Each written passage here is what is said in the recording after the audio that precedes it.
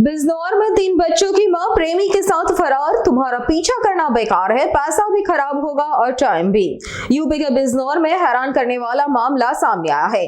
पति की प्रताड़ना से तंग आकर 3 बच्चों की मां अपने प्रेमी के साथ फरार हो गई। पति को धमकी देकर परेशान न करने की चेतावनी दी है। मैं ये कह रही थी अपने घर वालों से कि अरमान के घर वालों को परेशान न करें, क्योंकि मैं अपनी मर्जी से आई हूँ। मुझ पे किसी की कोई जबरदस्ती नहीं है। जब वो इतना मारा करा था, गाली दिया करा था, सब काम करा था, जब कहीं चले गए थे क्या घर वाले सबने मेरा साथ छोड़ दिया था और मानो ने रिकॉर्डिंग भेज दी थी कि हमें इससे कोई मतलब नहीं है, मरे जिए हमारा मरना जीना खत्म है। उस जब से ज्यादा परेशान कर रखा था। और वो झूठ बोलता है कि मैं सामान ले गई या पैसे ले गई। इसके पास पैसे 20 लाख रुपए होते हैं, 10 लाख रुपए होते हैं, तो वो सऊदी में ही थोड़ी ना रहता। और रही बच्चों की बात, अगर बच्चे ज्यादा परेशान कर रहे हो और लड़का ज्यादा परेशान कर रहे हो तो मेरे पास भेज सकते हैं छोटे वाले को, अमन को। बस अरमान के घर वालों को, उनके पापा को कोई परेशान ना करे। मैं अपनी मर्जी से आई हूँ, मुझ पे किसी की कोई जबरदस्ती नहीं है। न मैं किसी का पैसा ले गई, न मैं किसी की चीज ले गई। जिसकी चीज है सारी सुनारों पर रख रखी है, कुछ घर रखी होंगी, मैं मुझे मालूम नहीं है, ना मैं लेके आई हूँ। पैसे कितने लगे? पैसे 10,000 रुपए थे मेरे पास, तो मैं ले आई थी। कुछ अल्फिजा को दे गई थी मैं लड़की को, और कुछ लेके आ गई थी। और मुझ पे किसी की कोई जबरदस्ती नहीं है। मेरा साथ किसी ने भी नहीं दिया। ना अम्मी मुझसे बात करती थी काफी दिनों से, ना भैया करते थे, कोई भी नहीं करता था। इसलिए मैंने मजबूरी में कदम उठाया और रिकॉर्डिंग भेज के मुझे परेशान और कराया था उसने, बहुत ज्यादा, मानू ने। इसलिए अगर तुमने ज्यादा परेशान करा इनके घर वालों को तो मैं तुम पे केस कर दूंगी, अपने घर वालों पे कर दूंगी। इसलिए सुकून से बैठ रहे हो। उनके घर जाने की कोई जरूरत नहीं है, ना उनसे कुछ कहने की। और नदीम ज्यादा उछल लिया ना तो वो ना उछले। उसकी ना तो पता चल जाएगा उसे जमीन वमीन बेचने का कि क्या हुआ। फिर अगर मैंने एक भी केस डाल देना तो संभला ना जानेगा उससे। समझा दियो उसे, ठीक है। जबरदस्ती तो थोड़ी ले गए हो? नहीं, मुझे कोई जबरदस्ती नहीं है। ना तुम मुझे लेने गए थे, मैं खुद ही आई थी। तुम्हें हमारा पीछा करना बेकार है। तुम अपना पैसा भी लगाओगे, टाइम भी खराब करोगे। तो इससे बेहतर ये है कि तुम सुकून से जिंदगी काटो और मुझे भी काटने दो। बस मेरा यही कहना था। और अगर तुमने ज्यादा परेशान करा तो तुम तो पैसा लगा के केस कर रहा है, मगर मैं बिना पैसे की केस ठोक दूंगी। तुम्हें पता मोदी की सरकार चल रही। मेरी जिंदगी में कोई छोटी मुन्नी तो हूं नहीं जो मैंने ना समझी में कर दिया। सोच समझ के, बहुत दिनों से सोच समझ रही थी, जब आके करा। जब तुमने बिल्कुल साथ छोड़ दिया, मैंने देख लिया कि घर का भी कोई साथ नहीं देने का। वो आके बोलता था कि मैं इतना मारूंगा, नंगी करके मारूंगा तुझे, थुक्का व चटवाऊंगा।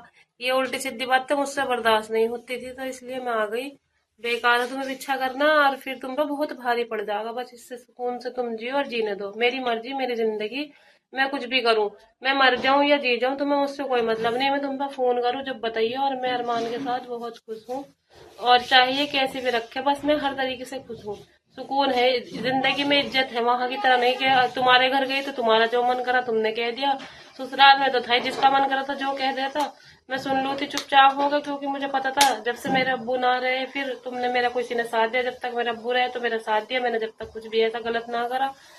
फिर बस मेरा यही कहना है कि मैं हमें सुकून से जीने दो, हमारा पीछा ना करो, वरना केस उल्टा पड़ जाएगा। फिर क्या फायदा होगा, फिर फटी पड़ेगी तुम्हारी सबकी। और उसने, मैं जब कश्मीर में थी भैया के पास, तो उसने डिवोर्स दे दिया था कि मैं तुझे तलाक दे रही हूँ, जायज कर। ऐसे फिर मैं बिना निकाह के थोड़ी ना रहती। और मैंने तो इनसे कोर्ट मैरिज कर लिया। मैं कभी वहां वापस नहीं जाने की। जब वहां के वे अब जब चैन नहीं देते थे तो अब कैसे चैन दे देंगे। और जब तो मेरे घर वाले भी साथ नहीं थे, अब क्या देंगे साथ। और जब से मेरी शादी हुई थी, जब से वो परेशान करे करा था, नु क्या करता तू बदमाश है कि रंडी है, ये सारा दिन बात करता था खुद ही फोन पे, जब सऊदी से लगाया था। और फिर घर वाले मालूम करते थे उसके कि सारा दिन किससे बात करे, तो बोल देता था मैं बात नहीं करता, मुझे नहीं पता किससे बात करे। बाकी तू बदमाश है, रंडी है, तू बदमाश है। इस उलझन से उलझ के, टेंशन से, फिर अरमान से मेरी बात हो गई, मैं इनसे बात करने लगी। बस फिर मैं इनके पास आ गई, मैं अपनी मर्जी से। जब उसने कुछ ज्यादा ही परेशान कर दिया था, इसलिए मैंने ये कदम उठाया। ऐसे नहीं उठाता कोई इतना भारी कदम। तो उस घर में रहने का फायदा क्या है? मैंने इतनी मुश्किलों से, वो वहां थे, मैंने सब काम कराए, घर बनाया, लाइट फिटिंग कराई, टंकी फिटिंग कराई, इतना बड़ा घर बनाया अकेली ने। मेरी अम्मी भी गई, मेरी बहन भी गई। मेरी अम्मी को भी इतनी गाली बकता था वो, बहनों को भी, सबको, भाभीियों को, भैयों को, सबको एक धाए गाली बकता था। मैं फिर भी सुनती थी। ऐसे ही नहीं था अपने बच्चों का साथ छोड़ना। ऐसी बात नहीं है कि मुझे मेरे बच्चों की याद नहीं आती, मगर उसने मुझे परेशान भी ज्यादा ही कर दिया था। और उस घर को मैं अपना घर भी नहीं बता सकती कि ये घर मेरा है। बोलता है कि तेरा क्यों, तो अपने बाप के घर से लाई थी क्या? मैंने बना के भी मैं अपना नहीं कह सकती कि मेरा घर है। जब भी कभी कहा कि मेरा घर है, तभी बोलता है कि तू अपने बाप से लाई थी, तेरे बाप ने क्या दहेज दिया था तू। इसलिए बस अरमान के घर वाले को कोई ना परेशान करे। अगर ज्यादा परेशान करेंगे तो मैं केस लगा दूंगी, फिर ये और पीछा छुटाते। इसलिए आराम से, जब थोड़ी ना मर गए थे, कहीं मानो कहीं चला गया था या घर वाले कहीं चले गए थे, मेरा मुझे किसी से कोई मतलब नहीं है। तुम क्या मुझसे मरना जीना खत्म कर रहे थे? मैं तुमसे सबसे मरना जीना खत्म करके आ गई। बस तुम अपनी जिंदगी में खुश रहो, मैं अपनी जिंदगी में खुश हूँ। अगर अमन ज्यादा परेशान कर रहा हो तो मैं उसे लेने के लिए अब भी तैयार हूँ। मैं अपने पास रख लूंगी उसे, और उससे मुझे कोई मतलब नहीं। અમારી તમામ માહિતીથી અપડેટ રહેવા માટે જોડાયેલા રહો S9 ન્યૂઝ સાથે।